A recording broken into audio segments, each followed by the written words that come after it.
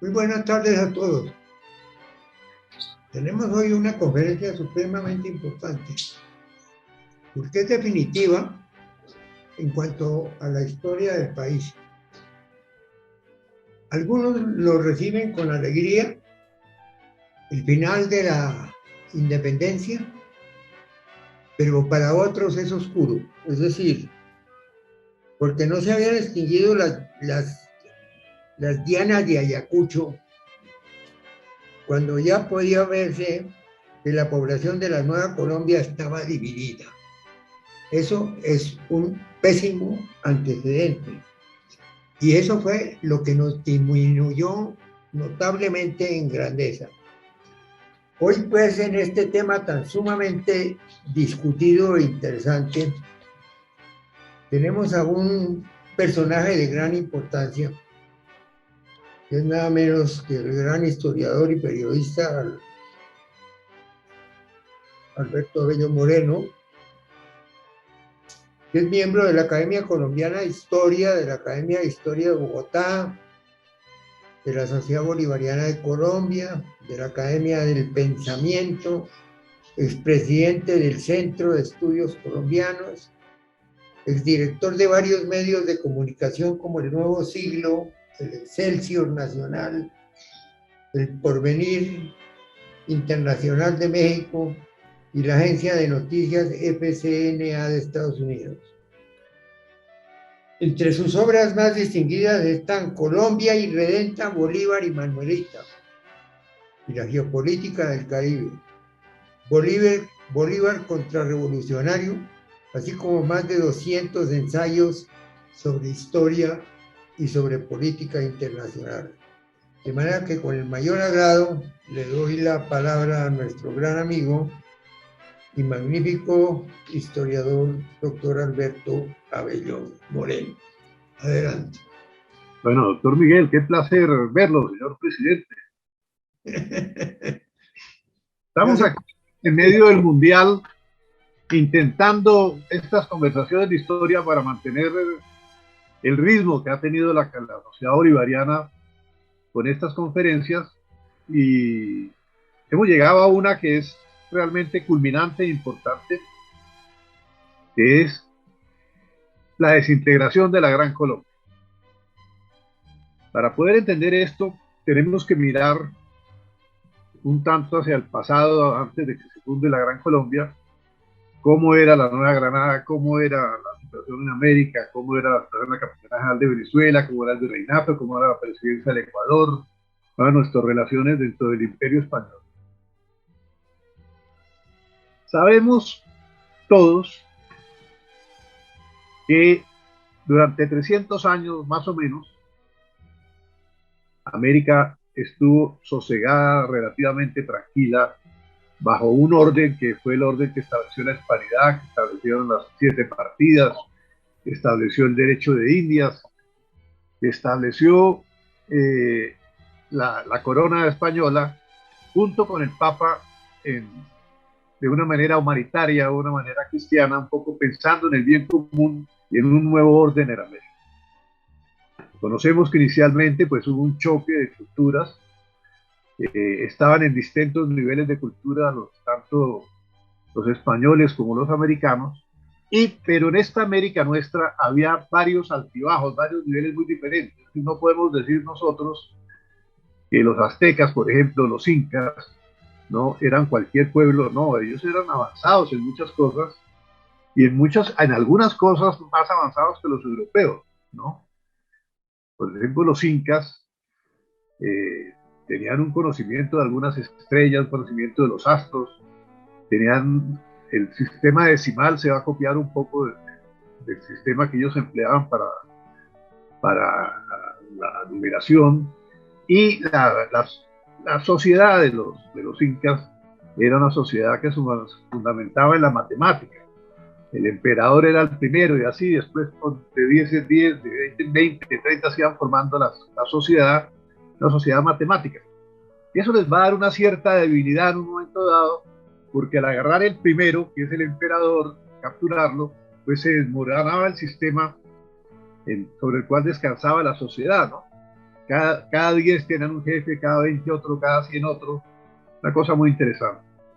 Y en medio de su cultura que tenía, vamos a hablar ahí de cultura, una cultura importante, pero es una cultura mágica. Es decir, la cultura tanto entre los incas como entre los aztecas son culturas mágicas, donde por ejemplo entre los aztecas se efectuaban sacrificios humanos de doncellas muy jóvenes que las mataban queriendo calmar a los dioses que les habían enviado los problemas a la tierra y tal. Entonces mataban una cantidad de muchachas. Entonces ahí está el gran lío, la gran incógnita, la gran contradicción de esa sociedad. Pero al mismo tiempo era una ciudad como Tectocutlán, que es comparable a cualquiera de las grandes ciudades europeas en su momento, y en México también la capital era una comparable a cualquiera de esas ciudades. Y ese punto es muy importante, esos dos puntos que acabamos de tratar acá, porque la cultura, lo que llamamos cultura, avanzas en las ciudades, en las urbes. Es en las urbes donde la cultura va a evolucionar, se va a crear, se va a comunicar, donde se forma toda esa cuestión con la palabra, con la poesía, con las leyendas, con la transmisión, el arte, todas las cosas que van ocurriendo en las ciudades. En la medida que en el mundo hay urbes, pues avanza todo, porque ¿cuál es el problema? En algunas regiones de América, por ejemplo, como lo que hoy se llamaba, lo que después se llamó Nueva Granada, hoy se llama Colombia, la geografía era muy compleja y aunque había unos lugares en la sabana de Bogotá, en algunas zonas de Boyacá, en algunas zonas del antiguo Valle del Cauca, donde había tribus aparentemente relativamente tranquilas, ¿no? Que se enfrentaban a veces a los panches, a otros más vigorosos.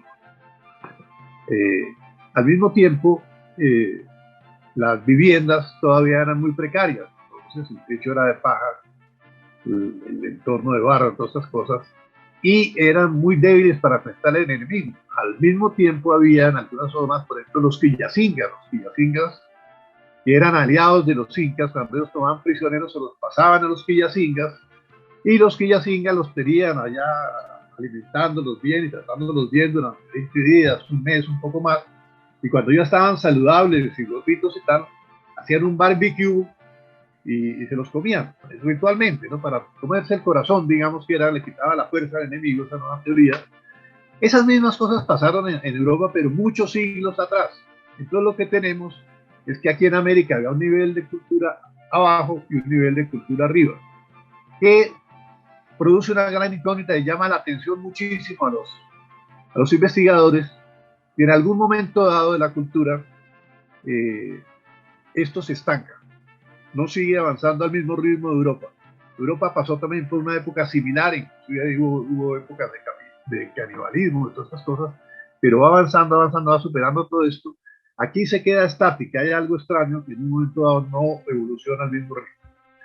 Entonces, ¿qué es lo que va a ocurrir con la llegada de los europeos que vinieron a América, descubrieron el Nuevo Mundo? Que como sabemos no era tan nuevo, aquí también han encontrado hallazgos arqueológicos antiquísimos, pero antiquísimos, remotos, de mamut, de una serie de animales y tal. Entonces llegaron acá y traían una religión, traían una cultura, traían unas ideas, traían una tecnología, traían una serie de cosas muy importantes y controlaban sobre todo la navegación. La importancia de Colón es que sabía algo de astronomía, observar el espacio y saber por dónde iba, ¿no? Todas estas cosas le permitieron a él llegar a América, ¿no? Inclusive abortar en un momento dado los marineros de él quieren rebelarse porque se dan cuenta que Colón está medio perdido, que no sabía para dónde iba. Entonces le dije, no, cálmense, que Dios va a mandar un mensaje en unas horas, tranquilos, porque va a pasar algo aquí increíble. Entonces, en unas horas hubo un eclipse, entonces se produjo una oscuridad y los marineros se asustaron y volvieron a creer en Colón, porque este hombre que maneja el espacio, que maneja estas cosas, tiene que saber mucho, y es cuando ya sabemos que él observa unas gaviotas al día cuando amanece, y estas gaviotas tienen que ir para alguna parte, entonces las sigue. Si él no hubiera seguido esas gaviotas, hubiera llegado a lo que hoy es Estados Unidos de América, antes que llegara al Caribe, pero al seguir las gaviotas, que cuando había invierno en Estados Unidos, hoy es Estados Unidos, estaban a ir a zonas calientes, como los turistas hoy, que hacen lo mismo, bueno, creo que ellas iban de turistas digamos, a esas zonas de Providencia, ya de República Dominicana, de San Salvador, ¿no? Salvador, pusieron San Salvador precisamente por encontrar esas cosas se sentían mejor. ¿Cuál fue la sensación de los europeos y cuál fue la sensación de los americanos al verse mutuamente? En esa zona, pues por el exceso de calor, las mujeres generalmente, los senos estaban al aire, erguidos, muy buen estado, su físico era bueno, había árboles frutales, podían comer. En cambio, los que venían con Colón venían de épocas en que había habido pestes en Europa, habían ocurrido grandes hambrunas, es decir, un problema bastante grave con la cuestión de los alimentos, por las guerras constantes y las epidemias. Entonces, al llegar ahí, ellos creen que han llegado al paraíso. Hay cartas, fueron publicadas de algunos diccionarios. Hemos llegado al paraíso, que hay unas mujeres extraordinarias, que hay de todo, esto es la maravilla, hay comida, hay todo. Mejor que esto no hay nada, este es el paraíso terrenal, dice alguno a sus familiares mandaron acá. Muchos de ellos, de esos marineros, pues eran aventureros, muy modestos, de origen muy humilde, ¿no? Que por primera vez se embarcaban a buscar fortuna. No sabían nada, ellos estaban era buscando, lo que buscaba era el camino de la seda, es decir, el viaje a China, porque Marco Polo tenía monopolizado eso y los venecianos, entonces habían hecho mucho dinero con las especies que llevaban de China y con las cosas que llevaban de Europa a China, y Madrid, París, Roma, esas dos grandes ciudades, sobre todo de la misma Londres, se veían en grandes problemas económicos por cuenta de este monopolio veneciano. Precisamente la palabra banco, ellos están en una banca a hacer negocios ahí en los puertos con los marinos, y por eso ahí surgió la palabra banco, porque ellos prestaban el interés, todas las cosas. Entonces, ahí viene, de ese banco viene la palabra banco, viene la finanza internacional. La finanza internacional va a tener mucho que ver con ellos y va a tener que ver muchas personas del nuevo mundo, ¿no? En alguna oportunidad un pirata de esos, un corsario, porque tenía permiso en Inglaterra para eso, Patterson, llegó precisamente a las costas de Urabá, trajo una colonia de gente escoceses y otras cuestiones, que fueron expulsados por un almirante español que fue muy brillante, que fue virrey, y precisamente su esposa murió cuando venía para Bogotá, en Monpós, que era el lugar donde el que pasaba de Monpós podía llegar a Bogotá o no llegar, porque ahí era se aclimataba o no se aclimataba, y las enfermedades endémicas que había acá. Este almirante fue nombrado virrey, llegó a Bogotá, alcanzaba creo que 2 meses o una semana, y también murió. Ese almirante había sido extraordinario para expulsar de toda América a corsario, a toda clase de gente, y ese fue el que encuentra a Patterson, y Patterson, después de haber traído esa colonia, estar dedicado a la maternidad, se vuelve a Londres, y en Londres va a fundar el primer banco importante que se funda allá, y que da origen al capitalismo ya como lo entendemos, la posibilidad financiera, y la corona va a guardar sus joyas, otras cosas. Entonces, ahí viene esa palabra que es mejor fundar un banco para un pirata que asaltarlo, ¿no? Entonces, Patterson tuvo esa cosa de contribuir con nada menos al capitalismo con el aporte de un banco donde la Casa Real guardaba sus finanzas y tal. ¿Por qué eso no ocurre con España? Porque la religión católica le impedía a los banqueros especular, a los banqueros españoles, a los prestamistas, más del 5% de la usura, que da sanciones de la iglesia para eso. Entonces la banca no se va a desarrollar lo mismo en España que en Inglaterra y que en otros países que estaban bajo control de los protestantes. Entonces vamos a tener que Carlos V y Felipe II van a tener deudas enormes con esas casas que les prestan dinero para hacer la América, para construir, para hacer fortalezas, para hacer todo, porque además la Casa Real Española se ha convertido en el guardián del papado, de las guerras religiosas católicas, estas cosas, y en eso se gastaban grandes recursos. Por eso Quevedo dice, analizando lo que pasaba económicamente con esta institución que solo tienen los poetas geniales, dice: madre, yo ante el oro mumillo, nace la Cineas honrado, y viene a ser en España enterrado, y viene a ser en Génova enterrado. Génova se vendían las cosas que venían de una parte y de otra. Entonces lo que va a pasar que va a marcar el imperio español para siempre, que es que la llegada del oro, la llegada del dinero, o sea, equivalente a lo que llamamos divisa, va a producir que en vez de estimular la producción interna dentro de España, compre en los Países Bajos y en otras partes que están industrializando, y después eso va a dar origen a que Inglaterra pues, sea la primera potencia industrial. Y a su vez va a producir un hecho muy importante. Estando Miranda en Francia, es detenido por Fouché, que era el policía número uno de Napoleón. Y Napoleón, como alguna vez lo comentamos acá, pues no simpatizaba mucho con Miranda. No era que le tuviera rabia, nada, pero no simpatizaba. Cuando él estaba mal de dinero, Miranda había como un príncipe los sueldos que le mandaba la emperatriz de Rusia, porque él era coronel de la tropa rusa. Además lo veía como sospechoso porque era muy amigo de los ingleses.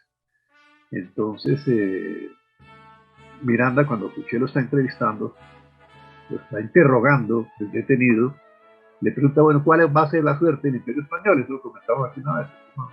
No va a poder, no va a poder seguir el Imperio Español. ¿Por qué? Porque no hay posibilidades que con la autonomía económica, en medio de lo que sea una revolución industrial y los trabajos económicos de otros países, España pueda mantener el control de la autarquía. Ya no es posible de España.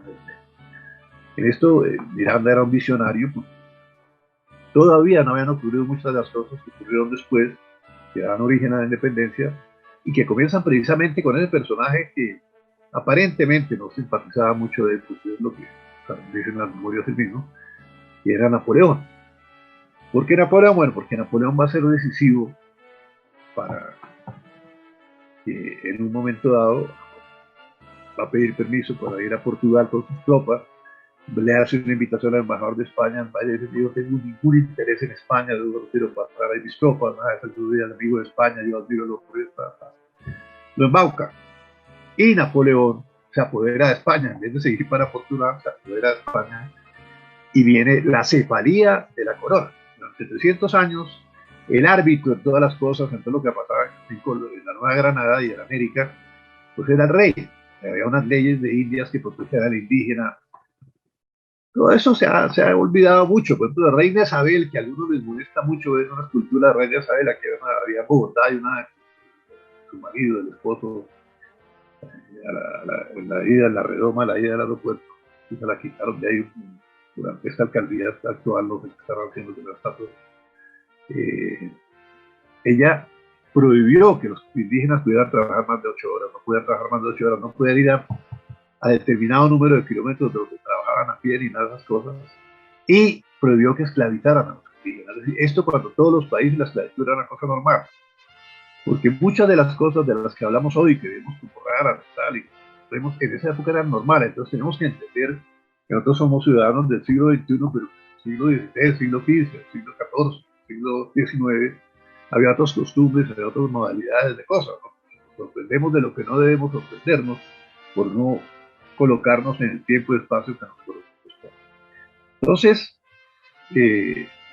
esto de que España no puede atar a una revolución industrial, que a su vez produzca una cefalía del rey, ¿no? Pues obviamente va a alterar las relaciones con los súbditos americanos, que no eran colonias en América. Todo el mundo dice que eran colonias, los americanos no eran colonias. Nunca figuraron oficialmente como colonias, aunque en la práctica pudieran serlo, si eran reinos. Pues el reino, la Nueva Granada, el reino, la Nueva no sé qué, la capitanía general de Venezuela, todas esas cosas. Y tenían los mismos títulos que esas dependencias tenían en la época de la guerra contra los árabes. Entonces, por ejemplo, el adelantado de Gonzalo Jiménez de Quesada era un título que se le daba a los que recapturaban tierras españolas que estaban en manos de los árabes durante 800 años, ¿no? No olvidemos esa cifra, 800 años. Estamos hablando de una historia que se extiende muchísimo en el tiempo y que es muy importante tener en cuenta porque nosotros llevamos mucho menos tiempo de nuestra independencia y tuvimos mucho menos tiempo de estar bajo el imperio español que tuvieron los árabes que estuvieron en España y que estos fueron expulsados. Y de una vez es bueno entender por qué los criollos, es decir, descendientes de españoles, unas mezclas de sangre de otras partes que habían nacido aquí, que era la clase dirigente entonces, ¿por qué no fueron expulsados de América? Y en algunas partes hubo rebeliones indígenas, porque precisamente Bolívar, comprendiendo eso, anticipándose a muchos de los problemas sociopolíticos de la época, el primero va a liberar los esclavos, segundo va a fomentar la mezcla de razas, ¿no? Algo que Vasconcelos llamaba con mucha lucidez en un libro apasionante, interesantísimo, la raza cósmica. Él pensaba que estas mezclas de razas aquí en América, dentro de la Amazonía y tal, temas sobre también sobre el cual escribió nada menos que uno de los personajes más cuestionados de la historia de Francia, ¿no? Eh, él pensaba que esa raza cósmica, digamos, es de una gran belleza y se hablaba mucho, había el mito de las Amazonas, que estaban en la región nuestra de la Amazonía, de las Amazonas que eran muy valientes, que eran muy decididas, que eran muy audaces y que había que admirarlas. Entonces, el Marqués de Sade también escribe sobre eso y como cosa curiosa, algunos antropólogos acá que estaban en vivir alguna vez, les mostré el libro del Marqués de Sade y se sorprendieron de todo lo que el Marqués de Sade sabía sobre esas zonas, y que había hecho su novela con fundamento en algunos conocimientos importantes, todo escrito en unas hojitas de papel muy largas que él tenía escrito a mano allá en la Bastilla, pensando en la Amazonía, algo muy curioso. Y Vasconcelos mucho tiempo después va a hablar de la raza cósmica, pero ya Bolívar había hablado de eso e inclusive había recomendado a unas parejas que se casaran con gente de otras razas y de otro color, pero no importa que era que mezclarla. Entonces, esto es importante porque cuando él llega a tener poder, lo primero que hace es tenía 1000 esclavos, son liberados, 1000 esclavos costaban una fortuna. Entonces, esto marca su vida y marca su posición frente al mundo y su posición frente a la época, ¿no? Es que es ser partidario de la libertad total, la libertad del esclavo, la libertad del que no es esclavo y la libertad mental, que es la más difícil, porque la libertad física, estar dependiendo de alguien, bueno, puede, se cortan las cadenas, pero la mental, la de no pensar por sí mismo, la de copiarlo todo, la de no tener capacidad de análisis, esa es con la que él va a luchar más porque se cree en América. Entonces, ese es uno de los grandes problemas que él alcanza a visorar, que nuestro pueblo, que nuestras gentes, como no ha habido democracia, escasamente hubo un poco de democracia, un tipo de democracia en los cabildos, donde estaba la clase predominante en las grandes ciudades, pero el resto de la gente no había tomado decisiones sobre su vida, sobre su porvenir, sobre sus cosas. Entonces él piensa que hay que inculcarles ese sentido de la responsabilidad consigo mismo, del carácter, de los valores y sobre todo de la educación. Entonces tenemos en Bolívar un militar que lo que más quiere fomentar es la educación y la cultura para elevar el nivel de la gente y para que haya una comprensión de lo que es el mundo real en que viven y lo que va a ser el mundo en que van a estar. Entonces Bolívar se ve inmerso en una guerra. Inicialmente él no es el más importante, es un hombre acaudalado, tiene una hacienda, acaba de ayudar, y él se suma a algunos porque ha conocido a Miranda en un viaje que había hecho a Londres como diplomático, se suma como coronel. Pero el coronel tiene que obedecer al general y el general al otro, y al otro. Entonces, como coronel le va muy mal. Su primer arranque es pésimo, pierde la base de Puerto Cabello, no porque él estuviera ahí, sino precisamente por no estar en ese momento. Era de noche, estaba con una dama, podía perfectamente un oficial soltero, vivo, en ese momento va a estar con cualquier dama, estaba con una dama, y algunos oficiales prisioneros españoles, algunos realistas, se rebelaron, se tomaron el cuartel. Ya da la casualidad que ese cuartel era muy importante, la base de Puerto Cabello, pues era una base naval, ¿no? Eh, para entender por qué España pudo tener un predominio tan grande en América, hay que comprender que ellos llegaron a ser una potencia naval, que después descendió un poco y Inglaterra los superó, pero era una potencia naval. Entonces, para ellos, la América era una gran isla. Podían ir desde Tierra de Fuego a Guyana hasta las zonas de todo el continente. Entonces, ellos tenían fortalezas en Cartagena, fortalezas en Puerto Cabello, fortalezas en Callao, en Lima, en Cuba, La Habana, las fortalezas muy especiales. Entonces, gracias a que eso era una isla, podían llegar y durante los primeros 100 años se alcanzaron a construir, digamos, algunos caminos muy importantes y se constituyeron ciudades. Entonces España construye ciudades en América y esas ciudades evolucionan y crecen. Inclusive hubo una que llegó a ser una de las ciudades de mayor crecimiento en el mundo, que era Potosí, donde llegaron gentes a buscar fortuna con los minerales, llegaron a Potosí. Entonces se llena de gentes y después cuando se acaba de minerar un poco, otra vez vuelve a bajar el nivel de población. Pero lo importante es que España logra hacer ciudades y al hacer ciudades viene la cultura.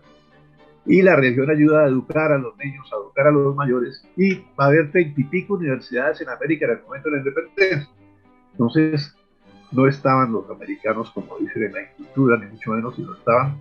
Es más, Miranda, cuando pasa por Estados Unidos, que él estuvo en la guerra de independencia, entonces, España va a ayudar a la independencia por unas razones políticas, la independencia de Estados Unidos, y eso le va a costar caro porque Inglaterra entonces va a ayudar a la independencia americana a responderle a España que se siente traicionado. Eh, Miranda comenta que la biblioteca de Caracas era mucho mejor que las bibliotecas de los Estados Unidos en ese momento, que las mejores bibliotecas. Entonces, ahí es que uno entiende por qué se produce un Miranda en Caracas, por qué se produce un Andrés Bello en Caracas, que produjo la gramática del Código Civil, es decir, un genio de la literatura, del derecho, un texto de derecho urbano formidable, porque se produce un Sucre, un ingeniero, un joven que va a ser a los 20 y pico, 22 años ya general, ¿no? Le ha ganado casi todos por hacer, pues, un gran ingeniero, un gran estratega, el mayor estratega que ha dado América, seguramente, en estrategia militar. Entonces, por esos personajes en Caracas. Y aquí se produce una serie de gente importantísima, como Camilo Torres, Nariño, que era autodidacta, pero que era brillantísimo, un hombre extraordinario. Y se produce una serie de gente muy valiosa en la Nueva Granada, pero ¿qué va a ocurrir? En la reconquista que organiza el general Murillo, en el camino, cuando venía para Bogotá, en Margarita, eh, son asesinados varios de los españoles que vivían allá, varios de las tropas de España. Él le había perdonado la vida a Arismendi, un general de allá, y estos, en vez de agradecer, asesinan o matan a algunos personajes españoles. Entonces, él que venía como pacificador, el son de paz, el son de entendimiento, a ver cómo negociaban, tal, se convierte en un guerrero total que va a combatir por todos los medios a los independentistas y alentar a Bogotá, que lo reciben con grandes honores, aparente regocijo y tal.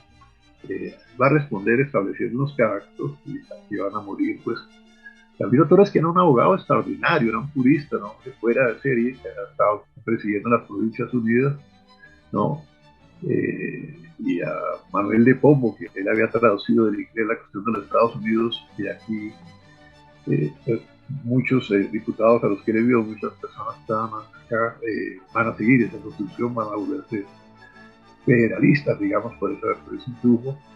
El conde de la Casa Valencia, español, que estaba acá, ya estaban allá, fusilados.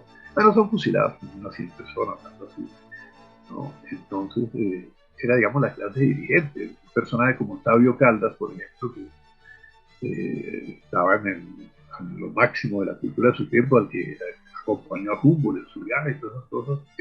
Bueno, entonces un gran sector de la clase dirigente muere acá, y de la clase dirigente de la costa, de la clase dirigente de Cartagena, de Santa Marta, de todas cosas, mueren centenares de personas. En Cartagena murieron muchos. Entonces, hay una poda, en cierta forma, de la clase dirigente de la Nueva Granada, que va a perjudicar mucho a la Nueva Granada en ese momento, y a su vez, pero además va a quedar un hecho muy grave. En la Nueva Granada se van a dividir entre centralistas y federalistas. Entonces, Nariño va a alzar la bandera del centralismo, ¿no? Y se va a enfrentar a los federalistas del resto del país. Va a enviar a Baraya, que era general, general importante, aquí Bogotá, y va a enviar a Santander, que era sobrino del canónigo general, eso da una cierta categoría, ha estudiado en San Bartolomé, muy buen profesional. Los va a enviar a que traten de hacer rendir en Tunja a los partidarios de las Provincias Unidas, pero en vez de que hacerlo rendir, lo que hace es que Santander y Taraya se pasan a Camilo Torres y después vienen a invadir a Bogotá y la atacan por todos los costados. Dicen que Girardot estaba en la montaña ahí entre Guadalupe y Monserrate, ¿no? Por San Víctor había otros, tal. Y le hacen un emplazamiento a Nariño que si no se rinde, lo van a fusilar. Nariño dice que no se rinde, saca el corazón de Jesús y combate de una manera impresionante Bogotá, que tenía la ventaja también de ser una ciudad, resiste más un ataque. Dice que por cada individuo que defienda una ciudad tiene que haber 10 atacantes, dicen algunos estrategas, y lo cierto es que los derrota y pone preso a Santander y pone preso a Vargas. Según las normas militares de la época, había que fusilarlo, era castigo traidor, pero lo había traicionado a la causa. Pero Nariño era un idealista, era un hombre romántico, era un hombre extraordinario, de una nobleza, de una generosidad, y no los fusila, los perdona, ¿no? Eso le va a costar carísimo a Nariño, ¿no? Y después Nariño va a salir de ya, tuvo esa gran victoria militar, va a agarrar hacia el sur, hacia donde estaban los pastos, que hoy se llama Nariño precisamente en honor de él, pero cuando llega allá pasa hasta esas tierras del Cauca, esas cosas, es recibido por los mejores guerrilleros del momento, estaban allá, eran los de Nariño, que defendían la causa real. Allá en Nariño había vivido unos hermanos de Santa Teresa, habían vivido obispos y personas muy importantes de origen vasco, que eran, digamos, en aquel entonces era como la ultraderecha, los más realistas de todo. Entonces, allá se quería mucho al rey, ellos van a defender su causa, ser real ese rey, y Nariño termina preso. El alférez real Santa Cruz va a intervenir a favor de él y no lo matan, no lo fusilan a uno y a otro, y lo llevan prisionero a España. España estuvo preso, hasta que ya más adelante estuvo en Cádiz, estuvo en varias partes. Una etapa de ya cuando estaba la Constitución, estaba la Constitución, había un espíritu como democrático, no bromeante, y lo sueltan, lo liberan, y hace unos viajes a estar un poco conspirando por allá y llega acá de nuevo. Y Bolívar nunca olvida que a Félix Rivas, un primo de él, le había dado ayuda para la lucha por la independencia de Nariño, le había dado unos hombres, y se lo agradece y conoce la valía de Nariño, la importancia, un hombre de una cultura, de una transmisión tan grande que lo va a nombrar para que presida el Congreso del Sur. Ahí llegamos a lo que va a ser Colombia. Colombia nace ¿dónde? La mente de Bolívar. La primera relación que tenemos de Colombia, Bolívar en su mente, que resuelve que hay que hacerle un homenaje a Colón, que fue el que escribió América, que se llama América, porque era un tipo Américo, que era el que hacía los mapas y después estaba su nombre ahí. Entonces, a que se acostumbró a llamar América, esto era Colón. Colombia era toda América. Él era el que había descubierto y se le hacer eso. Bolívar, que había sido había luchado tan duro con España, en una guerra civil inicialmente, resuelve hacerle ese honor a Colón. Entonces hay que crear una nueva república en el nuevo orden, para coronarse el imperio, que se va a llamar Colombia. Entonces, eso se le ocurre cuando él está, quizás lo estuvo pensando, es posible, no lo puedo asegurar, pero ya lo pudo estar pensando cuando estaba en Cartagena, cuando estaba destinado en Jamaica, y de pronto cuando estaba en Guyana con SEA y cosas, se fue acariciando más esa idea de llegar a Colombia y de unir las dos naciones.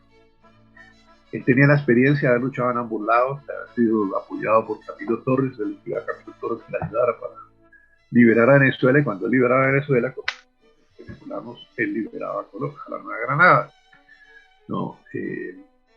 Hay que reconocer en Camilo Torres no solo el gran jurista, no solo un hombre de una gran trascendencia, sino que a pesar de ser federalista, va a ayudar a Bolívar, que era unitario 100% y partidario de la unidad nacional. Y esto es importante porque él comprendió la importancia de Bolívar, un coronel derrotado, un coronel que estaba despojado de sus bienes y desprestigiado en Cartagena.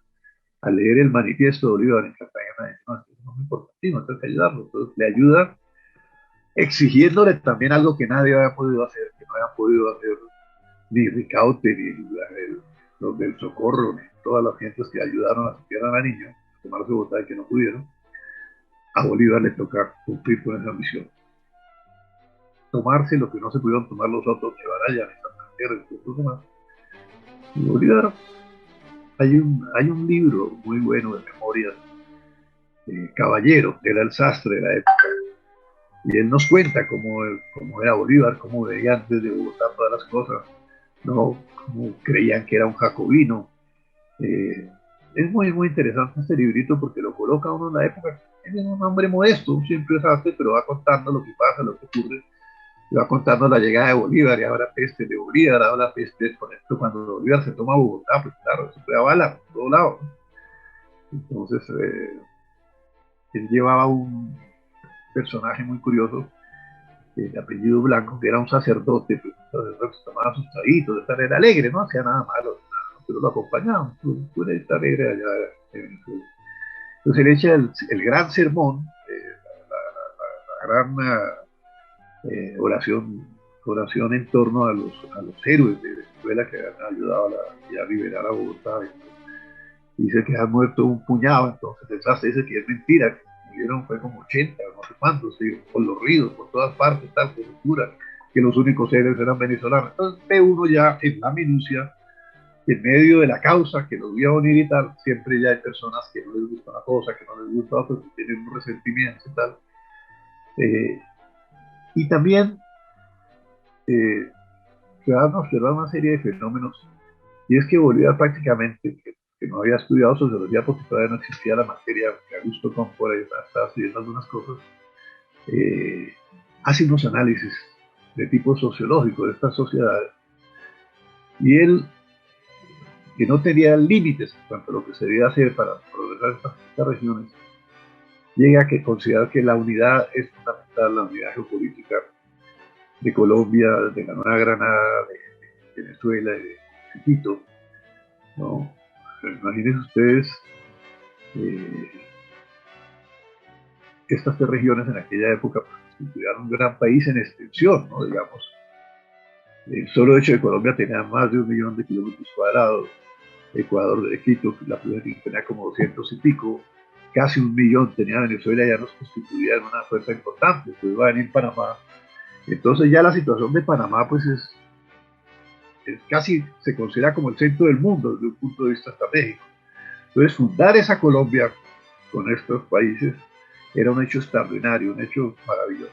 Entonces, en Angostura, Bolívar sale a hacer una campaña en la Nueva Granada, y en Angostura deja a sus amigos, los partidarios, en ese congreso, y en ese congreso Mariño y otros oficiales le dan un golpe de estado a Sea prácticamente, y creen que Bolívar ha sido derrotado, y ya que no le para, no quieren hacerle caso a las cosas que dijo, a las instituciones, ni menos a la constitución que le había elaborado para esa ocasión, pero de repente se sorprende que Bolívar llega a Angostura.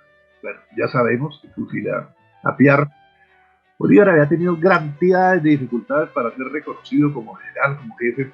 Nariño, Bermúdez, lo habían tratado una vez de matar, le habían pasado cantidad de cosas, insubordinaciones, peligros, toda clase. Es decir, para Bolívar nada fue gratis. Muchos piensan, no, que fuera picachón, como estaba caballo, y todas cosas, que todo llegó gratis. No, no, no. Es decir, salvó la vida de milagro muchas veces frente a enemigos, no solo digo yo de los realistas y de los antagonistas, sino de su propio bando, que no querían aceptar sus enemigos. Entonces él se impone, sobre todo le toca imponerse frente a ese personaje del que hemos hablado algunas veces, el senador, que él había sido peón de la finca de los Pulidos, por allá, en la zona del llano, y era experto en marcar ganado, domesticar los caballos, y todo, es decir, era un vigor físico extraordinario que era Páez, un hombre pelo rubio, ojos claros, cuello de toro y todas esas cosas. Y Bolívar era, pues, no era un atleta, ¿sí? Mucho menos, pero una persona delgada, le toca dominar a personajes como esos, que no es nada fácil. Entonces, se presenta una cierta hostilidad de Páez frente a Bolívar, porque Páez es el jefe de la turba, digamos, de las turbas llaneras, de las tropas de ese momento selectas, las que Humboldt dijo que si los llaneros hubieran tenido caballos cuando inició la lucha por la llegada de los europeos a América, esos hubieran destrozado a los europeos, esas lanzas eran imbatibles, porque eran una temeridad espantosas, pues Humboldt les tenía cierta admiración, ¿no? Y en su momento pues fueron realmente decisivos para la guerra de la paz. Bolívar tiene que imponerse a estos personajes, y es una tarea muy difícil, ¿no? el mismo Páez, como lo comentamos alguna vez le pregunta, está citándole sus memorias posiblemente al poeta Rafael Pombo, que está en ese momento en Estados Unidos y yo soy secretario de él, y de repente Pombo dice, ¿usted por qué le hacía tanto caso a Bolívar? ¿Qué tenía Bolívar? Le dice Páez, mire, tenía una mirada, no tenía sino de él, una mirada poderosa, terrible, era una cosa impresionante. Eso. Entonces, sí, por todas las cosas que eran viajeros, que la gente conocieron, había como una energía vital, como una reconcentración a veces en Bolívar, que hacía que esa energía se transmitiera y que donde él estaba, los que estaban alrededor le obedecieran, estuvieran con él, pero pues, se iba, estaban en contra. El mismo Santander dice, yo odio a Bolívar a veces y voy a verlo y salgo gritando viva Bolívar, más o menos, decía él. Pero por otras razones, porque era muy calculador, muy interesado y algo le había sacado a Bolívar. Entonces, de todas maneras, tenemos que Bolívar tiene un concepto pues muy avanzado en relación a sus contemporáneos. Esa es una de las características del genio o del hombre superior, digamos. Entonces, Bolívar considera que si se hace una constitución coherente, si la gente responde a esa constitución, que no es una copia de servir de las constituciones que eran en la época, sino que es una constitución que tiene sus cosas que identifican a toda constitución, que es la soberanía del pueblo, la votación, todas cosas, pero también tienen unos términos, unos artículos que son muy especiales para nosotros, en donde ya vimos que él trata de crear un senado hereditario inspirado un poco en la cosa inglesa, pero este es un senado de funcionarios lo que propone, no es un senado de nobles privilegiados, sino de funcionarios capacitados que tengan un sueldo, que tengan una responsabilidad y que puedan servir de la nación. Esa es la diferencia con eso. Pero esta situación de que fuese hereditario, para estos que estaban estrenando la democracia y se inspiraban mucho en Grecia, en la antigua Grecia, y en Atenas, y en Solón, y todas estas cosas, produjo un poco de reacción allá, cuando propone eso en Angostura, ¿no? Entonces no le van a aprobar eso, y ya vimos que lo dejan ahí condicionado, que en otras circunstancias que pueda ser posible se pensará en hacer algo, ¿no? Y eso cuando tenían todos muy cercanos, todos los militares, todos los de la convención, el fusilamiento de Piat por no obedecer la orden. Bolívar hasta ese momento había sido dictador. ¿Por qué había sido dictador? No había elecciones, no había soberanía en ninguna parte, eso era una soberanía itinerante. Entonces la única manera de mantener la unidad, de mantener unas fuerzas militares que pudieran actuar y políticas, era teniendo un hombre que encarnaba todos los poderes. Bolívar era generalísimo, era jefe supremo, era todo, era caudillo, era todas las cosas, y le tocó ser digamos, el estandarte, el orador, el que incentivaba a la gente hacia la democracia, todas cosas, y al mismo tiempo tiene que ser el libertador, y después tiene que ser el gobernante que gana la república. Es decir, a Bolívar le toca hacer lo que varios personajes de la historia, cada uno con un papel preponderante, importantísimo, logran hacer, le toca hacerlo él solo, ¿no? Y Bolívar, pues, no era un gigante, era un personaje físicamente normal, de mediana estatura, ¿no? Había sido certificado como con muy pocos conocimientos, con muy poca capacidad de estudiar, o que no han querido estudiar por el Consejo de Caracas cuando lo llevaron alguna vez, pero había leído después en Europa todo, había devorado libros, había asimilado toda clase de cosas, y cuenta Lery que él podía estar leyendo un libro y dictándole a varios secretarios distintas cosas sobre distintos temas que tenía que tratar, y cuentan también los que lo conocieron que no olvidaba un nombre, no olvidaba una cara, es decir, tenía algo, una conciencia que llaman los alemanes conciencia vigilante, despierta, podía asimilar muchas cosas a la vez. Este personaje, ya ha asimilado todo, dice, no, hay que quedar a Colombia, en Angostura. Y entonces, en diciembre de 1819, en ese Congreso de Angostura, se produce el acta que crea Colombia, ¿no? En ese Congreso, por lo que él lo ha propuesto. ¿Cuántos diputados hay de la Nueva Granada ahí? No hay sino 3, está SEA y otros 2, ¿no? Y Bolívar hace de diputado prácticamente en la Nueva Granada, pero por encima de eso, en su poder, y él logra que los venezolanos acepten que la Nueva Granada sea parte de esa nueva Colombia que se va a crear. Entonces, SEA dice, pero esperemos a que haya un congreso de verdad granadinos para que apoyen. No, se crea allá, dice Bolívar, y se crea Colombia ahí. Entonces, por eso digo, Colombia estaba en la mente de Bolívar, hacerle el homenaje a Colón, hacer de este territorio geopolítico. Él tenía un gran sentido de las restricciones geográficas. Pues claro, un país que va desde Guyana hasta Panamá, hasta Colombia, que llega a la frontera con el Perú y todas estas cosas, es una, ese solo hecho geográfico ya lo convertía en una potencia. ¿Qué ocurre cuando se crea Colombia en Angostura? Inmediatamente, por primera vez, principian a reconocer a Colombia. El abate Prada en París va a dar un TDU, que era, lo financiaba Bolívar de él, y en varias capitales se hacen TDUs por la independencia. Cuentan que en Buenos Aires, en Santiago, también en Chile hubo fiestas en honor de Bolívar y en honor de la creación de y después ya sea de todo eso, es el que va a delirar de emoción diciendo la posibilidad que tiene Colombia con los mares, con la riqueza, con las esmeraldas, con el oro, con su gente, con todo esto va a ser la potencia, ¿no? Y es cuando, gracias a todo eso, después Bolívar lo van a nombrar enviado allá a Inglaterra para que conozcan a Colombia y todas esas cosas. Y se creó Colombia. Entonces ya, a partir de ese momento, el ejército es un ejército colombiano, un ejército que tiene que luchar por la libertad, que tiene que luchar por consolidar la independencia de Colombia. Entonces, es lo que va a ocurrir, va a venir la batalla de Boyacá, van a venir cosas.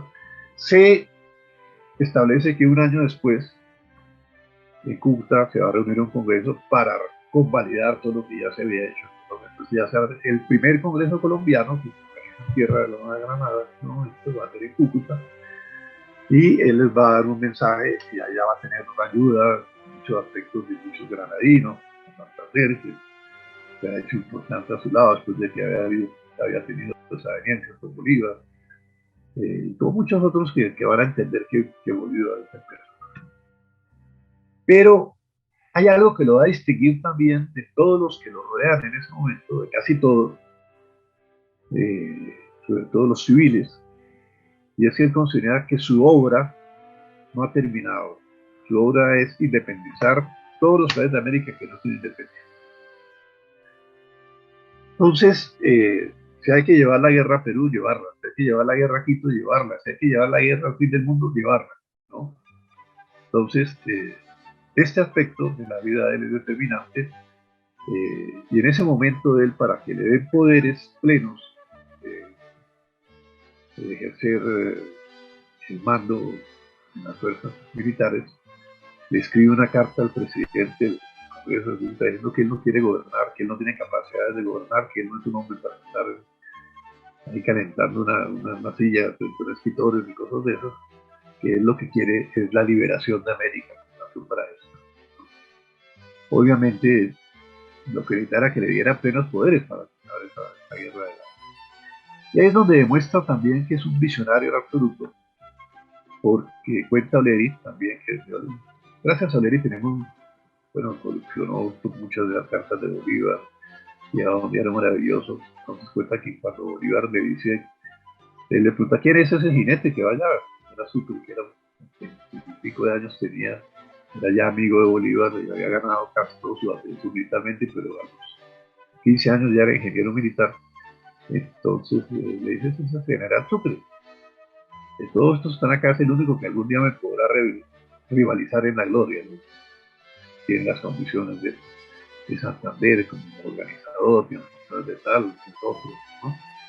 Es un hombre fuera de serie. Y dice Bolívar, y nadie sabe que tiene todas esas condiciones. Entonces Bolívar, que ya está pensando en liberar a América, dice, ya tengo el abogado, pues, a Bartolomé, estos personajes que van a gobernar, los voy a dejar acá. Tengo a Páez para que quede allá en Venezuela porque es muy peligroso también, a Urbina. No, ahora necesito un hombre que sepa estrategia militar, que sea un genio de la guerra, y ese genio de Sucre. Al punto que en algunos momentos tiene ciertos celos, sobre todo militar, pero las victorias de Sucre a veces son sorprendentes, pero se une con un cariño y un afecto total.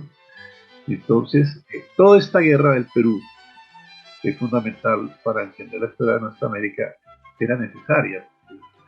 Digamos, Perú era tan importante, había unas fortalezas militares tan importantes, esos puertos que tenía, la extinción de Perú, la riqueza de Perú, todo el aspecto geopolítico que había dominado, pues los incas habían dominado América, desde Argentina habían llegado hasta lo que hoy es la Nueva Granada, y eso que llaman Caguán, en el lenguaje de ellos quería decir mirador. Ellos llegaron alguna vez hasta ahí, porque de ahí se mira toda la Nueva Granada. La Nueva Granada, el centro no es acá, eso queda en el llano, el centro de la Nueva Granada de Colombia. Entonces los incas se devolvieron porque ellos eran supersticiosos, es una cultura mágica. Los rayos que llegaban ahí, es una zona donde llueve mucho, que haya rayos, no hemos visto estas etapas de lluvia que hay en rayos, ellos determinaban que eso era un aviso de los dioses que se retiraron.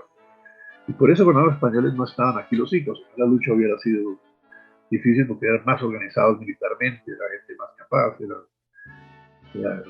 mucho avanzada. En cambio aquí la lucha era tribal y estaban desunidos entre ellos. Aquí los panches luchaban contra los chichas, contra los muiscas, es decir, los caribes.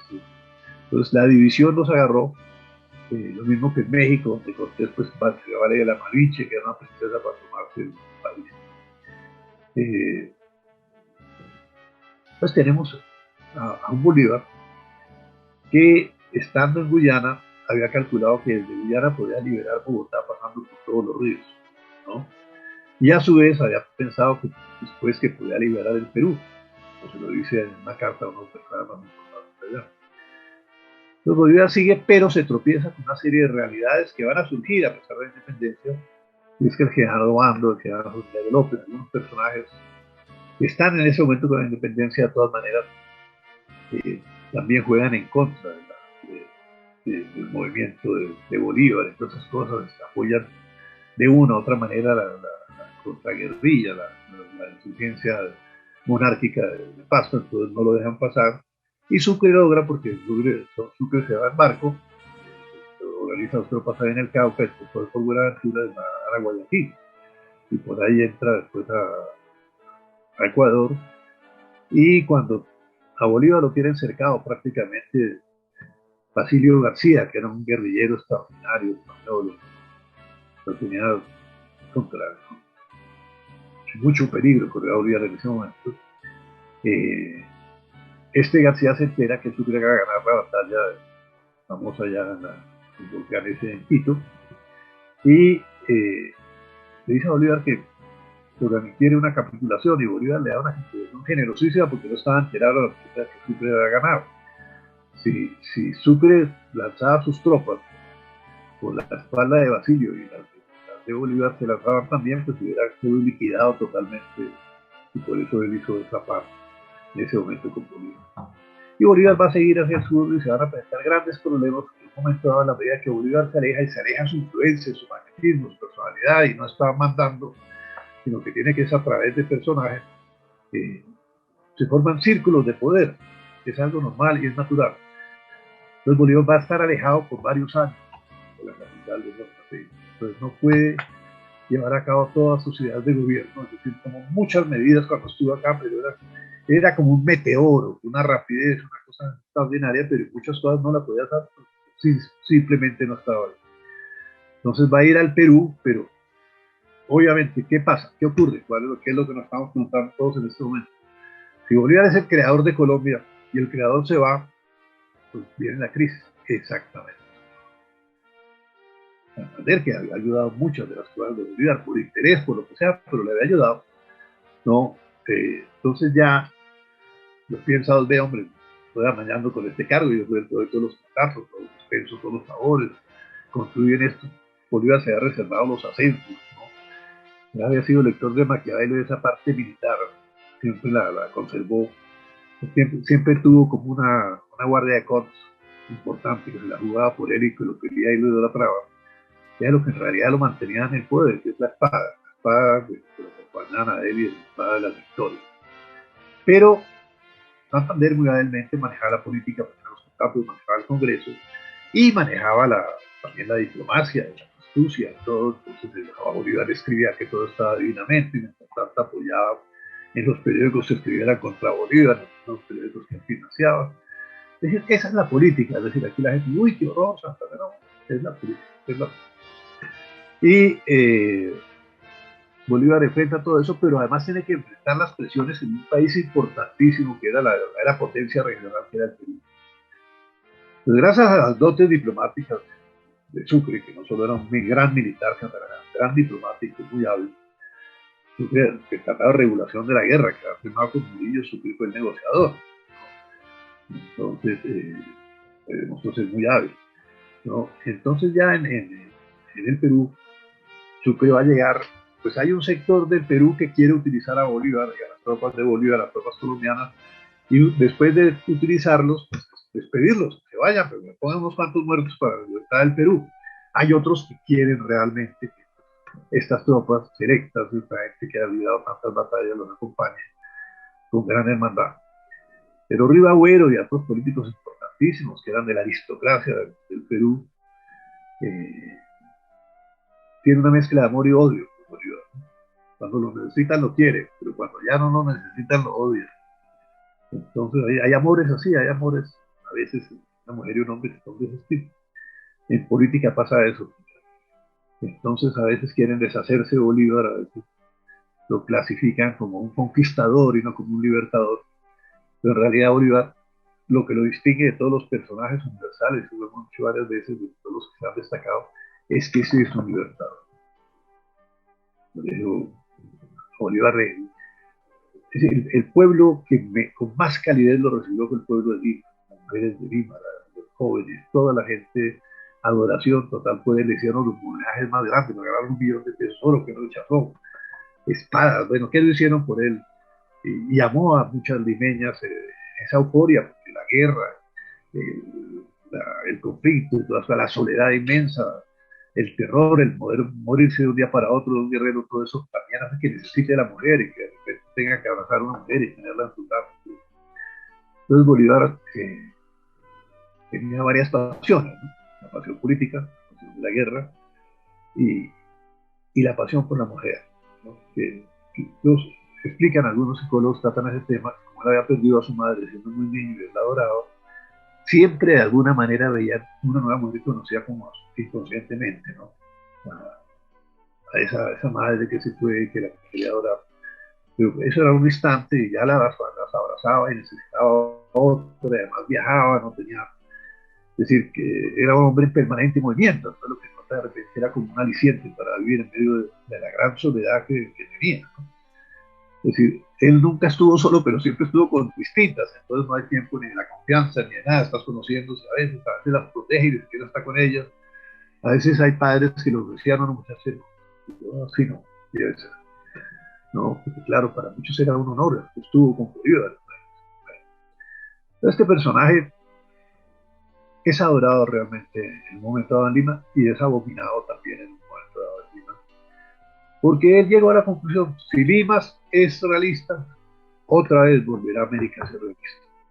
Y realmente en un momento dado, en la elección de la independencia, que nadie lograba la victoria, hubo una tendencia en Argentina, con Alberdi, en Chile, en otras partes, también en Venezuela, en mucho lado, de que se volviera al sistema monárquico en América. Inclusive hubo en Bogotá, Puerto Restrepo, alguna gente que se interesaba en eso. Inclusive más adelante Páez mandó a Leocadio Guzmán y al doctor de Augusto Urbaneja para que trataran de convencer a Bolívar de una monarquía. Pero Bolívar en realidad le interesaba, él mismo dijo, el único título que me interesa es el de libertador, ¿no? Y había otra razón, aquí no había cortes. Lima un poco sí, porque Lima era un pequeño país, tenía París, tenía palacios, tenía carruajes, había 2.000 carruajes, aquí había dos, el del rey y el del obispo, y era un barrial. Bogotá era una provincia, una ciudad de menos de 20.000 habitantes, muy modesta. Lima era una ciudad espectacular, ¿no? Entonces eso cambiaba mucho. Pero había unos personajes también, como Gamarra, el general Gamarra, el general Lamar. Lamar era nacido en una zona de Pesquito, que se ha incorporado a Colombia, ¿no? Entonces él necesitaba, por la constitución del Perú, que esa zona fuera peruana y no ecuatoriana para poder ser presidente del Perú, porque exigían eso, ¿no? Como algunos decían que Santander había nacido un poquito más allá de la frontera, entonces Santander necesitaba que nacer en Villarosario de Cúcuta para ser granadino, ¿no? Estas cosas de con las constituciones y las naciones pues juegan su papel en un momento dado. Entonces la Mara y Gamarra van a intervenir más adelante, nos intervenimos muy duro contra Colombia después de haber estado con Colombia, luchado con Sucre, ha sido su subalterno, estas cosas. Pero es que la desintegración de la Gran Colombia se va a manifestar por un incidente cualquiera.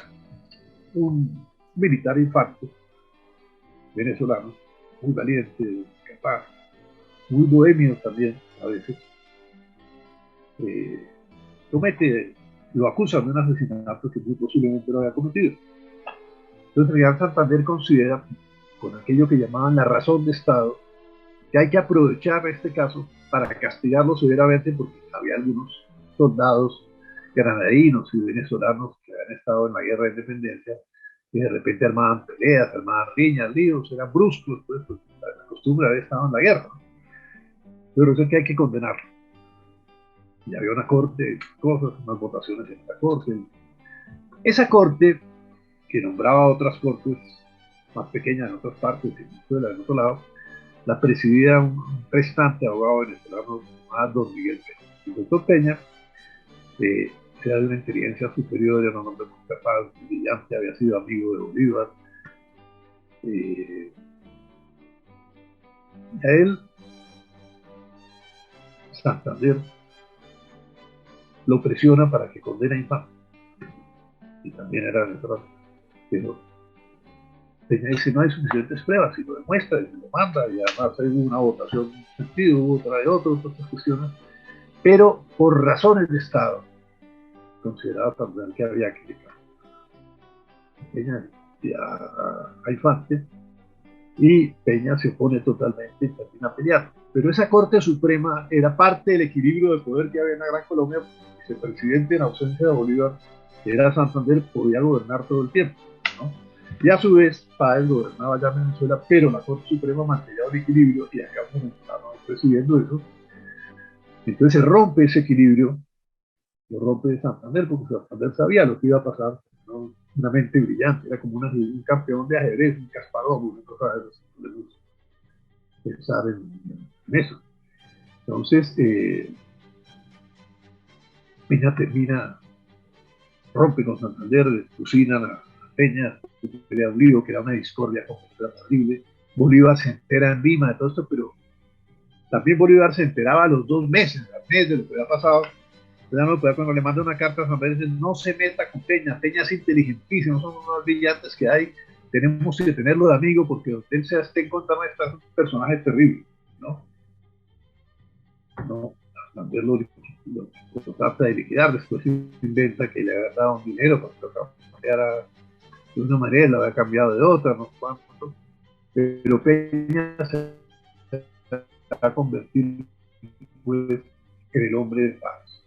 Ya después, él había hecho algunos actos muy duros, por ejemplo, él había matado a Barreiro y cuando ya se había regulación de la guerra, había matado a Barreiro y a los cuartos oficiales españoles en contra de las discusiones que ha hecho Bolívar, pero para consolidar su poder y su imagen, al parecer, Santander de vez en cuando hacía estas cosas.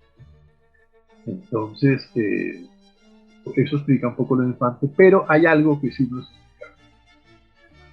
Le piden a Páez, que está gobernando Venezuela, que le mande una serie de gentes a Bolívar para la guerra del Perú, y Páez le toca reclutar en Valencia a unos jóvenes. La fuerza, como pasaba aquí, que en las esquinas se paraban un día la PM y no sé qué, se lo llevaba para el servicio militar. Entonces, resuelve el Congreso de Bogotá que hay que juzgar a Páez porque ha violado la norma, no sé qué, de no sé cuándo, al reclutar a esos jóvenes prácticamente por la fuerza, después de que le hayan pedido. Luego le piden a Santander a Páez que venga acá, todo eso lo mueve Santander como en el Congreso, y Páez los manda al chorizo y dice que no va a venir. Pero eso crea una ruptura, ¿no? Después, eso resquebraja esa gran Colombia que ha creado Bolívar, porque no está ahí para poner orden, no está ahí para inspirarlo todo. Entonces, esa cosa de que haya tenido que ir a librar esa guerra al Perú, que era fundamental hacerla, porque no, nunca habría estabilidad en nuestra región, determina a su vez que la fragilidad política de la Gran Colombia no alcanzó a manejar unas generaciones, a crear una situación de afecto total a eso, de ese sentido de grandeza que él tenía, pues no era nada fácil, porque eso era muy provinciano. Todo lo que tenemos es que Santander ante todo se siente granadino, aunque él era fronterizo, como cuenta don Miguel Antonio Caro, esencialmente, pero se había bogotanizado mucho, porque ya se daba en Bogotá, con el cura Omaña, Becao ahí en San Bartolomé. Entonces se viene Bolívar acá para que no desespere la Colombia. A su vez, Sucre ha sufrido un atentado en Bolivia, él no quería seguir gobernando en Bolivia desde hace mucho tiempo.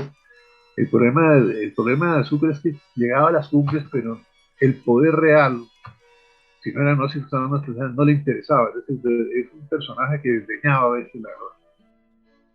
Entonces Sucre está en Ecuador con la marquesa Solana, que su señora está ya un poco momentáneamente retirado, cuando se forma los líos en Bogotá. Eh, ya sabemos todo, hubo la famosa conjuración de Chiprina, trataron de asesinar a Bolívar, a Sucre ya en Bolivia le han hecho dos atentados, ¿no? Alguno de ellos en una rebelión en un cuartel, él fue a caballo a dominar la situación del cuartel y le alcanzan a dar un disparo de fusil en un brazo, y el que había salido invicto en 1000 batallas, recibe salida, y finalmente se hace lo que él quería, que era retirarse de Bolivia, pero la idea formada, la idea demuestra que es un gran organizador, un gran gobernante, y se retira un poquito a mejorar las haciendas, las casas, todas estas cosas. Está allí y Bolívar hace un viaje a esa provincia de Quito, que era la Gran Colombia, y cuando se va a formar, va a convocar al Congreso Admirable, le pide a Bolívar, a Sucre, que asista. Entonces Sucre va a asistir y obviamente lo va a presidir. Es bueno recordar que en un momento dado, cuando estaban en la batalla, antes de la batalla de Ayacucho, en la Nueva Granada, había un pesimismo mortal de que Bolívar y Sucre lograran liberar al Perú. Y se rumoraba de una derrota, como pasó en Angostura, cuando se rumoraba que Bolívar había sido derrotado. La batalla de Ayacucho produce un efecto impresionante. En Bogotá todo el mundo, es decir, ese día cuentan que aquí cuando había una gran noticia, se disparaban voladores en cantidad, ese día tiraban voladores, pues el ruido, la cosa, la alegría, la chicha por todas partes, Francia, de los más pudientes, una alegría total, y todos eran partidarios de Bolívar y eso, ¿no? Habían ganado, como eso de los partidos de fútbol, ¿no? Cuando ganan un campeón, todo el mundo se enloquece. Entonces resuelve darle a Sucre y a Bolívar, a Sucre una espada de oro especial que la mandan a hacer a Inglaterra, al Congreso de la Nueva Granada. Eso estaba calculada en aquella época, en algo así, una suma, bueno, una suma estratosférica, costaba muchísimo. Y el rey Jorge, entonces era Jorge III, algo así, Jorge IV, bueno, él va a hablar con el armero un día, porque era el que le hacía sus armas allá, y le dice, ¿esa espada que está haciendo para quién? Para el general Sucre, el mariscal Sucre, el que le ganó a España la guerra, entonces sí, sí, no, pero haga una espada mejor, no, esto lleva una fortuna, no. Háganle una espada igual a la que hicimos nosotros a Lord Wellington cuando derrotó a Napoleón. Yo, ahí está, pero no, yo pago los excedentes. Si usted le pone en el escudo de atrás, esto es Inglaterra con Jorge Tal, le está haciendo esto al rey. Eh, bueno, y esa es la espada que le dan a la Sucre, una espada extraordinaria, bellísima, una cosa fuera de serie. Sucre la recibe, eh, Sucre se la regala a Bolívar en un momento dado, y Bolívar, cuando matan a Sucre, se la devuelve a la esposa de Sucre, la marquesa de Solanda, y ella años más tarde, a un general Valliván, que es presidente de Bolivia, se la regala.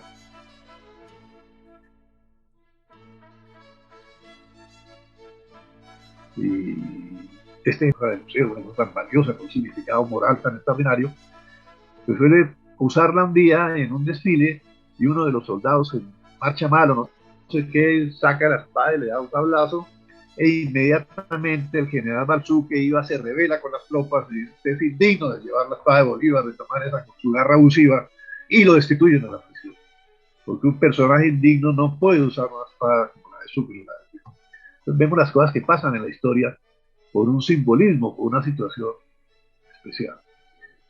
Pero lo cierto es que el regreso de Bolívar tardío va a llevar a que cuando Páez se separa, él tiene que ir hasta Venezuela de nuevo, ya no como libertador, sino a someter a Páez, a someter a todos los que estaban. Entonces tiene al general Urdaneta por el lado de Maracaibo, tiene a una serie de otros por otro lado, Marcos, toda clase de cuestiones, porque Páez es un guerrero, además encarna como la voluntad popular en ese momento, hasta que logra poco a poco, llegando amenazando y tal, y diciendo cosas, logra reunirse con Páez y logra controlarlo con ese poder que tenía del verbo, de la inteligencia, todas cosas. Pero ya Páez, pues irremediablemente no le hace caso a Santander, no le hace caso a nadie, ni a Santander no va a estar en el poder. Entonces va a estar sujeto a la voluntad de Bolívar nada más, y eso va a crear unos líos terribles. Entonces estamos ya en un proceso desintegrador y Bolívar está enfermo. Entonces solo queda Sucre. Entonces nosotros vemos, nos enteramos cuando Gamarra, los chismosos de allá, de Lima, decían que la señora de Gamarra había sido novia de Bolívar. Entonces Gamarra en gran parte le tenía rabia a Bolívar, era por eso. Bueno, un chisme de Alcoba, no vale casi ni la pena mencionarlos, pero que se mencionan la de Fideszplan. La Mar, como ya sabemos, necesitaba que Quito fuera, una parte de la provincia de Quito fuera peruana para donde él había nacido, para poder ser presidente del Perú. Y además ellos sostenían que ellos eran los que habían ganado la batalla de Ayacucho, que no era Sucre, estas cosas delirantes que las gentes menores creen, ¿no? Dicen que no hay para el mayordomo, para el sacristán, no hay cura que valga ni hay personaje que sea verdaderamente importante, ¿no? La ayuda de cámara. Pero resuelven hacerle la guerra, nada menos que a Colombia, a Bolívar presidiendo el país. Entonces, en una carta entre Bolívar y Sucre, le dice Sucre, mira, yo eso los conocí, esos unos personajes de quinta que ellos dicen que ellos son los que ganaron la batalla de Ayacucho. Mira, a esos yo los destruyo si me dan a mí el mando, pero rápidamente. Inmediatamente Bolívar le da el mando y se produce la famosa batalla de Tarquis, un par de encuentros, y desbarata un ejército superior, pero 1000 veces superior al ejército nuestro. Y claro, esas dotes militares de Sucre de nuevo, Bolívar se pone feliz. Aquí ven, esa vez sí que se acabaron los voladores también en Bogotá, de la alegría que les dio lo que había hecho Sucre. Y Bolívar le manda 40 cajas de champaña para que celebre la victoria, ¿no? Y a Bolívar le encantaba el champán, a poco, pero una manía que tenía.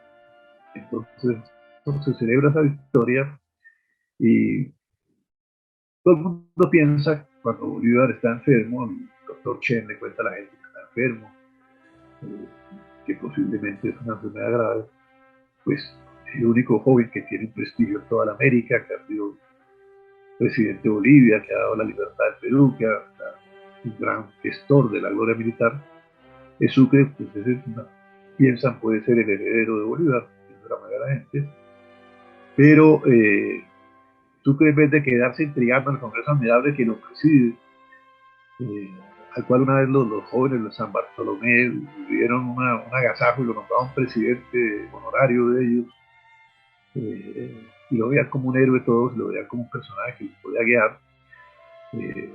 Prefiere ir con el obispo Esteves, en representación del Congreso Admirable, a Venezuela, entrevistarse con el general Mariño y la gente de Páez, a ver si mantiene unida la región. Pero no se logra nada con Mariño, que era su amigo, que ha sido su jefe, incluso en alguna época. Regresa a Bogotá. Cuando regresa a Bogotá, se encuentra que Bolívar se ha ido. Bolívar tenía el apoyo popular total, el apoyo total en todos los regiones de la Colombia donde llegaba. Pero llega un momento en que su ánimo, su voluntad de ver a la gente que lo traiciona, todas las cosas, Hay un eclipse de un momento de esa personalidad terrible y resuelve renunciar cuando no había por qué renunciar de nada y le pide la renuncia a Caicedo a nuestra gente, se dice que no, y se despide de Manuelita, se despidió en la noche, yo en una casa en la Candelaria la noche anterior se fue. Y él había cogido cierta rabia a Bogotá a raíz del atentado septembrino, ¿no? Entre otras cosas, él le perdonó la vida a Santander porque Sucre, que había sido amigo de Santander, que había conocido muy joven, Bolívar cuando la batalla, cuando se crea la Colombia, tenía como 26 años más o menos. Santander era muy joven, todo al papi y todos eran que Sucre ni hablar. Entonces, hay gratitud de un sector del público de Bogotá que intenta asesinarlo después de que les da la libertad, que les da el orden, que les da su vida por ellos, que da fortuna, que da todo. Eso lacera el alma también. Entonces Bolívar tenía una grieta moral terrible, que es la que en un momento dado, y la enfermedad también, lo haga irse. Porque si él está de vigor, no había ninguna posibilidad y el pueblo todo lo acompaña. La salida de Bogotá, aunque García Márquez ha escrito sobre eso, no se compadece con la realidad. García Márquez inclusive pone a un indígena esqueteando a Sámano en un momento dado, imposible. Pero, la gente, pueblo, cuando veía a Bolívar que salía, se impresionaba, es decir, era como el fin del mundo, para ellos era la tragedia, era el horror, y era el fin de la Gran Colombia, es decir, era la destrucción de un sueño que había tenido Bolívar grandioso. O sea, pensaba en un momento dado que la capital pudiera ser en Panamá, hacer un gran país con todas estas posibilidades que tenía, con toda la riqueza que tenía, no, pero resulta que la gente que debía responderle para hacer ese gran país, como él lo decía, ¿estamos preparados para la democracia o no estamos? ¿Estamos preparados para gobernar o no estamos? ¿Estamos preparados para esto? El otro le ha tenido la lucidez de ver en ese famoso Congreso de Angostura, por aquí tengo el discurso, él notaba que no estábamos preparados para la democracia. Y lo más grave es que hoy, siglo XXI, este año, hemos demostrado que no estamos preparados para la democracia. Aquí se elige al peor, en un momento dado, si es el caso, o al que no es, si es el caso. Pero que ese ejercicio democrático de pensar serenamente, de pensar con responsabilidad social, no se cumple. Aquí mucha gente vende el voto, era lo que Bolívar pensaba, aquí mucha gente va a vender el voto.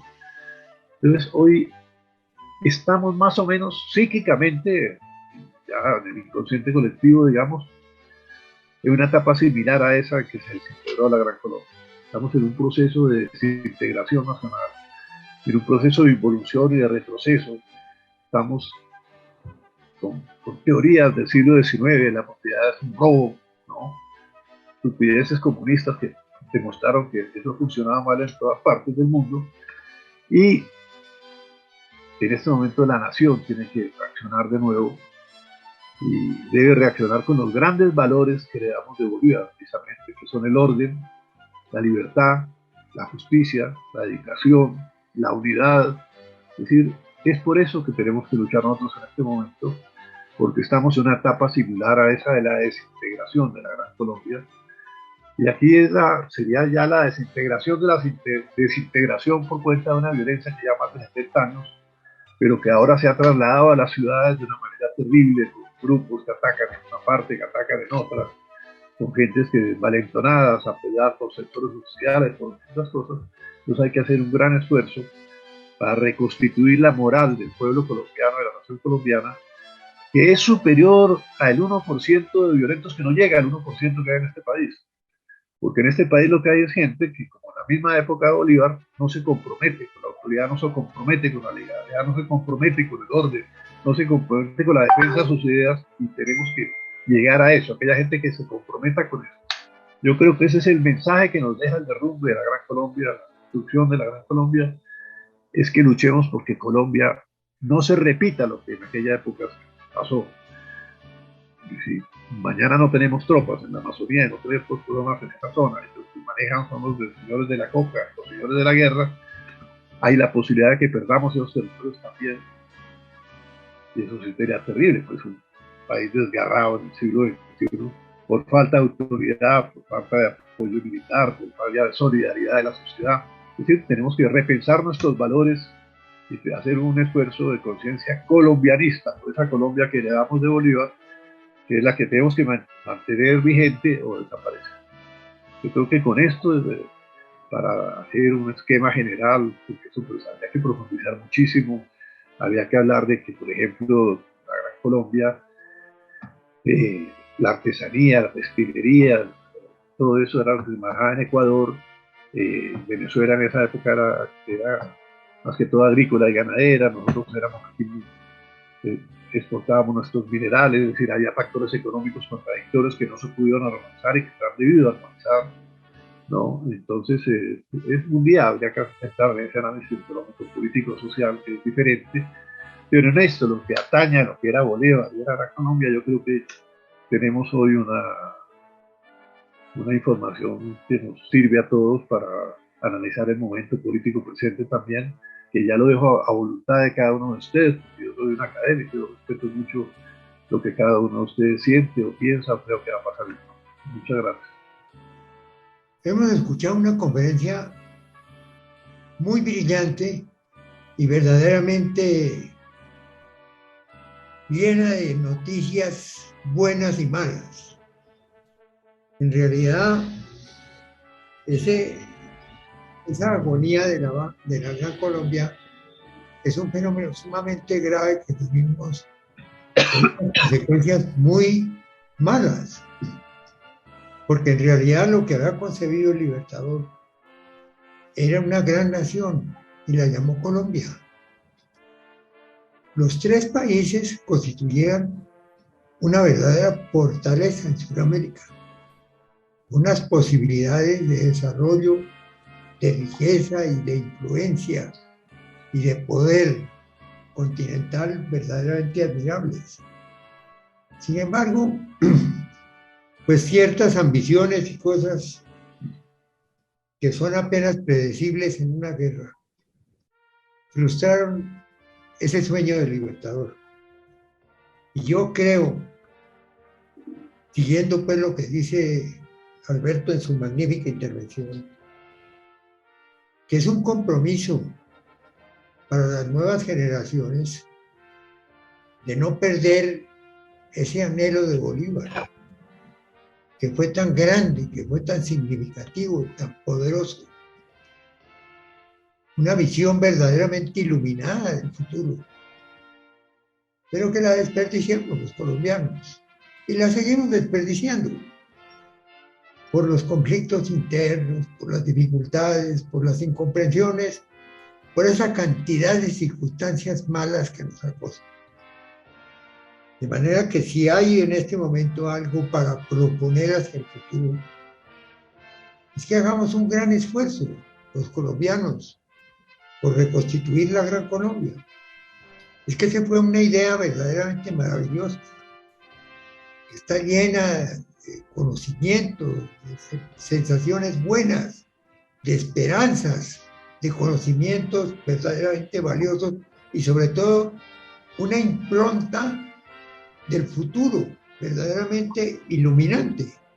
De manera que eso es, yo creo que una noticia que le debemos dar a las gentes y a nuestros amigos bolivarianos, de que debemos luchar por ese principio, por esa voluntad, por esa creación, por esa idea luminosa, que en realidad en este momento sería fabulosa para el desarrollo futuro. De manera que le agradecemos profundamente a este ilustrísimo historiador, don Alberto Bello Moreno, por su espléndida conferencia. Te felicito sinceramente. Ha sido verdaderamente maravillosa tu intervención. Y quiero invitar a los distinguidos amigos a ver quién quiere o tiene alguna idea sobre el particular para reforzar este sentimiento que nos debe cobijar a todos. Adelante, a ver. Hombre, mi coronel Armario, adelante. Gracias, doctor. Pues en primer lugar, a felicitarlo a usted y al doctor Abello por la conferencia que acabamos de oír. Indudablemente es la realidad traída, esa realidad que se vivió en Colombia cuando se acabó la Gran Colombia, ha sido traída a nuestros días. De manera que eso, en la forma que lo ha hecho el doctor Abello, nos deja clarísimas varias ideas y varios conceptos relacionados con el problema que estamos enfrentando. Realmente es una forma de mostrar la realidad y de analizar la historia verdaderamente magistral del doctor Abello. Ha dicho verdades insoslayables e imposibles de discutir siquiera. La destrucción de la Gran Colombia, él lo ha dicho, nos ha llevado en los años que vienen desde la independencia a la destrucción de Colombia.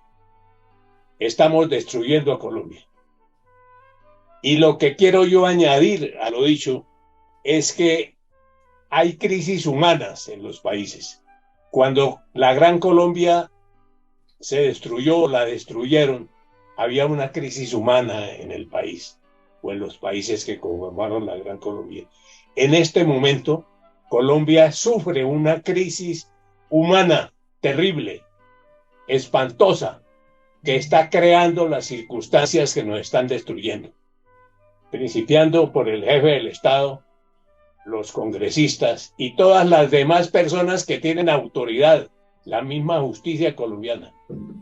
Todo lo que tiene mando en Colombia está en crisis por esa crisis humana que estamos afrontando. De manera que eso es claro y me ha hecho pensar el doctor Abello que esto no tendrá remedio mientras los seres humanos que tienen las responsabilidades que tienen siguen al frente de este pobre país. Muchas gracias. Muchas gracias, mi coronel. Magnífica intervención. A ver, ¿quién más quiere? No veo ningún maestro por ahí.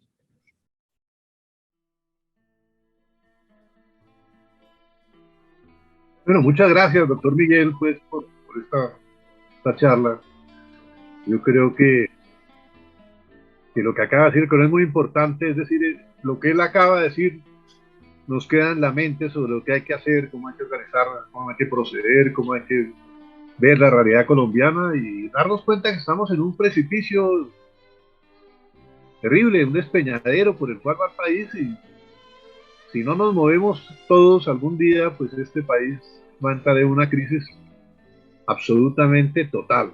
Cuando uno lleva a los peores al poder, eso es lo que tiene que pasar. Eso es así. Eso es así. Hay una frase sobre esto de la Gran Colombia muy interesante de un personaje muy importante que quiero leérsela a ustedes porque me parece que es muy interesante. Dice, por encima de los unos y de los otros se erguía Bolívar. Ningún guerrero podía medirse con él en la sublime concepción de la guerra y la magistral pericia de su ejecución. Ninguno le superaba en valor personal, arrojo e intrepidez. Nadie había luchado contra el infortunio con más tesón, ni había sido derrotado más veces, ni perseguido por un hado implacable. Habíase visto reducido a aquella extremidad de malogro y ruina, donde toda esperanza humana naufraga. pero tampoco nadie había descubierto la senda por donde el genio puede pasar del fracaso al éxito. Y nadie pudo hacer de errantes guerrillas ejércitos irresistibles, ni dominar la fortuna adversa en las batallas decisivas para la libertad de un continente. Me parece que eso cubre muy bien la responsabilidad de Bolívar en todo esto. A ver quién más quiere decir alguna cosa. Doctor Miguel. Oscar Morro. A ver, adelante. Gracias, doctor. Muchísimas gracias. Este no ha sido una conferencia, doctor Alberto Abello. Ha sido un tema profundo de reflexión de la historia. Alguien dijo en alguna oportunidad, el que no conoce la historia, la repite. Y es una de las cosas interesantes que después de 192 años, no solo del fallecimiento del libertador Simón Bolívar, sino que es una época en que su sueño fue desvirtuado. La importancia de nuestra América no es solo del norte. Estos países que nosotros llamamos suramericanos tienen riquezas suficientes, tienen personas muy ilustres y tienen una posición geográfica que todavía no la alcanzamos a comprender. Es decir, tenemos todo para no tener nada. Y es una de las cosas muy interesantes en esta reflexión del doctor Alberto Abello, cómo las luchas, yo no llamo internas, sino intestinas, que comienzan desde el mismo momento entre dos bandos caracterizados por una cosa y otra. Unos se denominan centralistas, otros federalistas.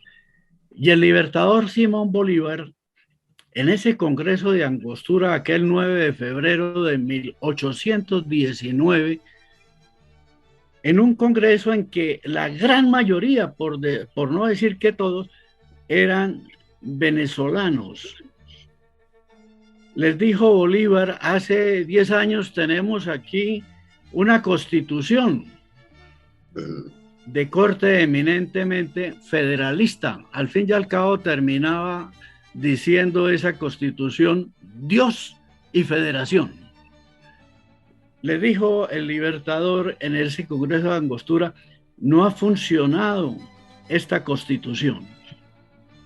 Después vino la epopeya de Boyacá, quedando libre la Nueva Granada. Y al año siguiente, en 1821, Venezuela, la capitanía de Venezuela, también logra en junio, con el libertador Simón Bolívar, la libertad. Entonces está la Nueva Granada y está la capitanía de Venezuela. Y Ecuador se sumó a esto y se proclama en 1821 la Gran Colombia. En esa constitución de 1821 queda plasmado la unión de gentes, unos de la capitanía de Venezuela, otros de la Nueva Granada y otros del sur, que se llamó Ecuador. Eso queda en 1821 vigente.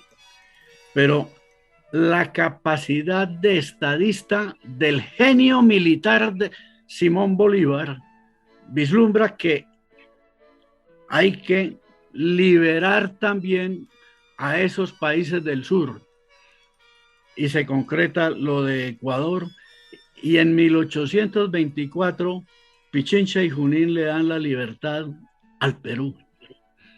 En esa entrevista célebre con el general San Martín reconoce en Bolívar el genio, el estadista, la visión, y le dice: yo no puedo hacerlo, sea suya la gloria.